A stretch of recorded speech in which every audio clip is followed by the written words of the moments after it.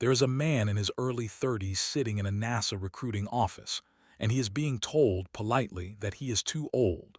Not unqualified, not lacking credentials, too old. Every class he chose since he was 14, every summer internship, every all-nighter had been aimed at this one door, and the door is now closed permanently by a fact about his birth certificate that no amount of grit is ever going to change. Sit with that for a second. Because most of us have a version of that room waiting for us somewhere, and the real question this video is going to answer is not, how do you get through that door?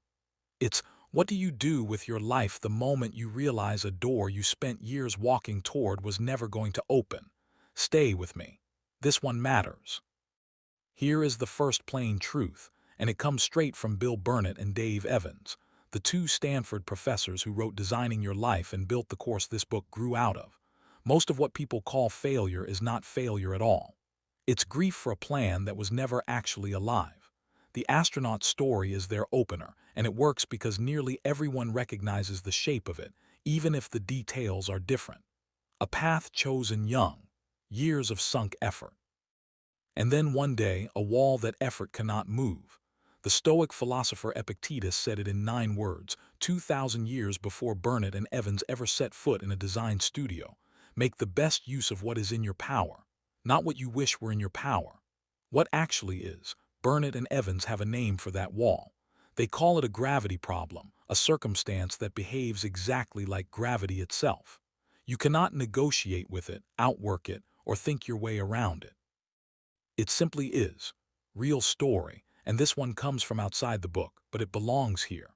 A woman named Ingrid Newkirk spent years training to be a stockbroker on Wall Street before a chance encounter with an animal shelter redirected her entire life toward animal rights, a cause she'd never once considered as a young woman climbing the financial ladder. Nothing about her early path was wasted exactly, but nothing about it was gravity either. She simply discovered through direct exposure what actually pulled her. That's the difference the book is pointing at. The astronaut in Burnett and Evans' story wasn't actually in love with a job title. He was in love with the edge of what's possible, with exploration, with being part of something larger than a single human lifespan. That desire didn't need NASA. It needed a reframe. Here is the plain truth underneath the technique. The problem you're stuck on is very often not the real problem. It's a costume the real problem is wearing. The technique Burnett and Evans offer for this is called reframing, and it's disarmingly simple to describe and genuinely hard to do well. You take the thing that feels stuck and you restate it. Not once, several times, because the first restatement is almost always still wearing the old costume. Henry Ford, of all people, put a version of this plainly. If you always do what you've always done, you'll always get what you've always got.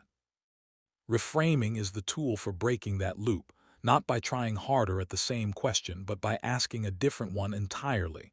Here's a practical version of it, stripped of jargon. Take whatever is eating at you right now. Write it down as a sentence. Now write 4 more versions of that sentence, each one pulling further away from the surface complaint. I hate my job becomes, I hate feeling unseen. I hate feeling unseen becomes, I built a life where my effort is invisible to the people whose opinion I still care about. Somewhere around version 4 or 5, something actually workable tends to show up. That's not magic. That's just what happens when you stop describing the symptom and start describing the ache underneath it. One of the book's most well-known exercises asks you to sketch 3 different 5-year plans for your life. Not a ranked list, not a first choice and 2 backups, but 3 genuinely parallel futures. Plan 1, keep going roughly as you are. Plan 2, imagine your current path disappeared tomorrow, not as tragedy, just as a real design constraint, and build a genuine alternative. Plan 3, and this is the one people find hardest. Forget money, forget what your parents would say, forget what looks impressive at a dinner party, and ask what you would actually build. There's an old story about the sculptor Michelangelo, when asked how he created the statue of David, supposedly saying that David was already inside the marble. He simply removed everything that wasn't David. Whether or not he ever said it quite that way, the idea holds up here. Most people only ever carve one version of themselves out of the marble because they never let themselves sketch the other too long enough to see what was hiding in them.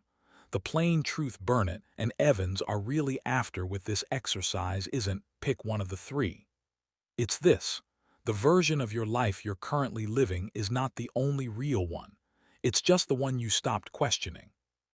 Rather than treating a major life decision like a single exam you either pass or fail, the book pushes something much smaller and much more useful: prototyping. Build a tiny, low-risk version of the life you're considering before you bet everything on it. The specific version they lean on hardest is what they call a life design interview. A short, low-pressure conversation with someone already living the life you're curious about, where the entire point is understanding what an ordinary Tuesday actually feels like for that person, not asking them for a job, not pitching yourself, just listening. There's a well-known line, sometimes attributed to Mark Twain, sometimes disputed entirely, but true regardless of who first said it. The two most important days of your life are the day you're born and the day you find out why. Most people wait for the second day to arrive on its own, like weather. Burnett and Evans's actual insight is quieter and more useful than that. You don't wait for the why. You go find someone who's already living an answer, and you ask them real questions. And here's why the framing matters as much as the technique. Ask someone for a job and you get their polished, guarded answer, the version they'd give in an elevator with a stranger. Ask someone what their actual Tuesday looks like, coffee to commute to lunch to the drive home, and you get the truth. The information you need was never locked behind a favor. It was just locked behind the wrong question. Here's a trap the book names directly, and it's one that tends to catch the most capable, most analytical people hardest: the belief that a decision only counts as responsible if every possible option has been exhausted first. Burnett and Evans argue, and the research on decision fatigue backs them up, that this approach makes decisions worse, not better. Past a certain point, more analysis doesn't produce more clarity. It produces more anxiety wearing the costume of diligence. The philosopher and psychologist William James wrote that when you have to make a choice and don't make it, that is in itself a choice. Indecision isn't neutral. It's just a slower, quieter decision to stay exactly where you are. The book's answer is what they call choosing well instead of choosing perfectly. Narrow to a reasonable set of options, choose deliberately among them, and then, this is the hard part, stop relitigating it. They call this letting go, and it isn't resignation. It's redirection. Every hour spent re-arguing a decision you already made is an hour not spent making that decision actually work. And this only holds up, they're careful to note, if the decision was built on something real, an actual conversation, an actual small experiment, rather than pure guesswork dressed up as a decision. Confidence earned through information is sturdy. Confidence performed to cover for the absence of information collapses the first time it's tested. Now, let's be honest. Every book like this deserves a plain truth in return, and here it is. Designing Your Life borrows its entire framework from product design, a field where the designer usually has real authority over the constraints of the project: budget, timeline, materials, the freedom to scrap a prototype and start again with no one's life hanging on it. A human life is not that forgiving. A single parent working 2 jobs does not have the slack to build 3 parallel 5-year plans and casually prototype the most interesting one. A person carrying a chronic illness, or a mountain of debt, or responsibility for aging parents, is not operating with the same freedom as a 22-year-old Stanford student sitting across from Bill Burnett in a sunny studio in Palo Alto. The book's relentlessly hopeful tone doesn't always make room for how differently its tools land depending on how much slack a person actually has. There's a second gap worth naming honestly.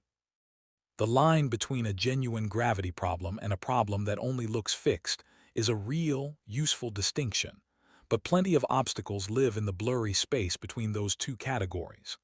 Not literally impossible to change, but requiring far more than one person's reframing to move. Structural barriers, systemic ones, the kind that take collective effort and time measured in years, not a weekend with a notebook.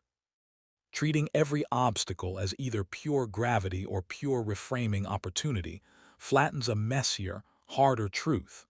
Sometimes the right move really is to keep pushing on something slow and stubborn, not to redirect around it entirely.